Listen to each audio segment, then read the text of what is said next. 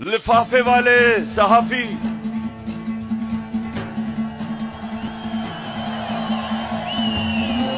आप जानते हैं ना लिफाफे वाला सहाफी कौन होते हैं?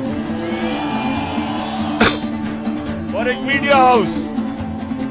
मीडिया हाउस जो हमेशा चोरों की हिफाजत करता है पैसे लेके, आप जानते हैं वो कौन है? तो ये कैंपेन क्या कर रहे हैं? ये कह रहे हैं जी इस वक्त सियासत नहीं करनी चाहिए, जलसे नहीं करने चाहिए। कान खोल के सुन लो लिफाफों,